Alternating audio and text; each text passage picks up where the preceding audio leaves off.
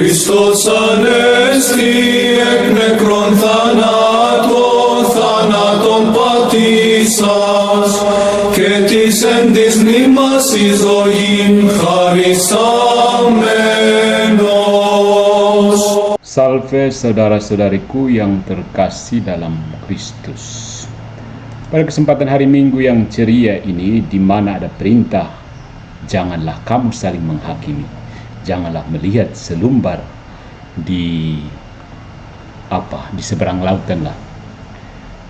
Marilah kita mencoba membahas, menanggapi video dari Paus Albert Rumampuk yang berjudul Patris Allegro dan Kitab Suci. Jadi perlu kita ketahui bahwa video itu berisi sekali banyak ad hominem ditujukan kepada Patris Allegro yang sedang merobek-robek Protestantisme, dan orang-orang yang menganut Protestantisme sekarang tidak baik-baik saja. Ada banyak serangan ad hominem terhadap Patris Allegro. Maka saya mencoba mengajak kita untuk melihat secara jernih persoalannya, sehingga dalam kesempatan ini saya mencoba sedikit lain. Saya mencoba memberikan secara elegan sebenarnya apa posisi Gereja Katolik terhadap Protestantisme yang semakin liar, semakin ke sana, semakin ke sini ya. Si Cheonje sudah muncul lagi. Di Amerika orang sudah menikahkan pasangan-pasangan yang sama jenis kelaminnya.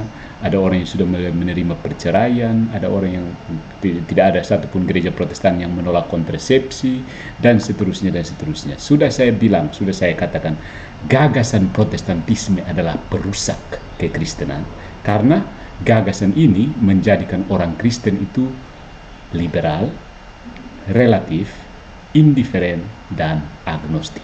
Oke, sebagai tanggapan terhadap Albert Rumampuk yang saya sebut paus, karena memang dia sedang menjalankan kepausan untuk beberapa orang yang mau mengakuinya sebagai paus. Mari kita lihat tanggapan Gereja Katolik ya. Saya mau menyatakan bahwa ini adalah tanggapan resmi dari perspektif Gereja Katolik terhadap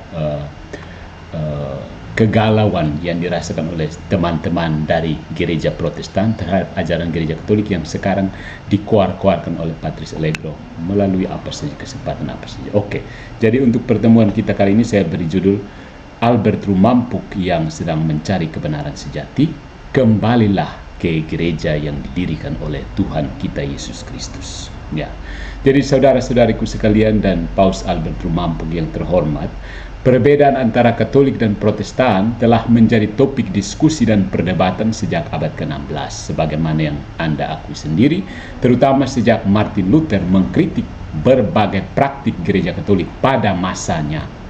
Kritiknya terhadap praktik tertentu seperti penyalahgunaan indulgensi telah ditanggapi gereja melalui reformasi internal yang diresmikan dalam Konsili Trente.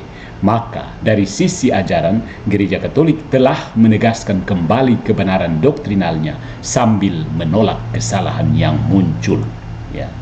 Akan tetapi, ajaran-ajaran yang lahir dari gerakan Protestan terus berkembang dan menyebar, sehingga umat Katolik perlu dibekali pemahaman yang benar agar tidak mudah terpengaruh oleh ajaran-ajaran yang bertentangan dengan tradisi dan magisterium gereja.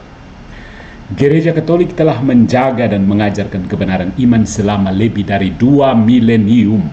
Roh Kudus yang membimbing gereja tidak mungkin berubah atau menyimpang dari kebenaran yang telah diwahyukan. Jika gereja selama 1500 tahun pertama setia dalam ajaran dan tradisi yang diterima dari para rasul, bagaimana mungkin kemudian ajaran ini berubah secara mendasar melalui individu-individu yang memisahkan diri dari magisterium gereja? Salah satu perbedaan mendasar antara Katolik dan Protestan adalah konsep otoritas dalam menafsirkan kitab suci.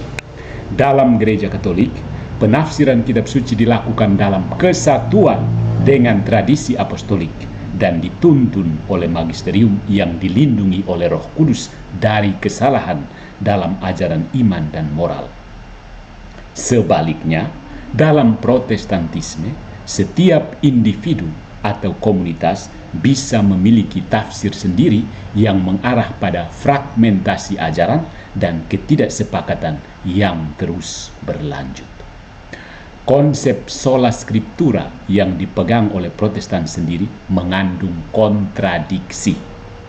Jika hanya kitab suci yang menjadi otoritas tertinggi, lalu siapa yang memiliki otoritas akhir untuk menafsirkannya? Sejarah menunjukkan bahwa tanpa otoritas yang jelas, penafsiran yang berbeda-beda terus bermunculan, bahkan di antara berbagai denominasi Protestan sendiri. Ya. Selain itu ada juga kesalahpahaman tentang doktrin-doktrin Katolik seperti purgatorium. Doktrin ini bukanlah sekedar tambahan atau spekulasi teologis, tetapi memiliki dasar dalam tradisi dan kitab suci. Banyak umat Protestan yang menolak konsep ini bukan karena kajian eskatologi yang mendalam, tetapi lebih karena kerangka teologis sola fide yang mereka pegang itu mengharuskan mereka menolak segala bentuk penyucian setelah kematian, post-mortem mortification, post-mortem purification. Itu ditolak oleh konsep sola fide. Jadi bukan karena kajian akan eskatologi. No, Luther tidak pernah mengajar tentang eskatologi. Tahu apa dia?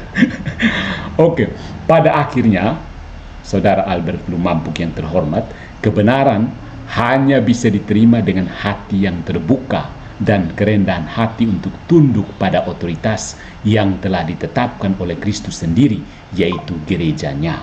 Saya mengajak saudara sekalian untuk mempertimbangkan kembali gereja yang didirikan oleh Kristus yang memiliki suksesi apostolik dan telah menjaga ajaran iman dengan setia sejak zaman para rasul. Tinggalkan trio kwek yang tidak jelas itu. Begitu ya, Paus Albert. Good job untuk kepausanya, tapi saya tidak menganggap Anda adalah paus saya.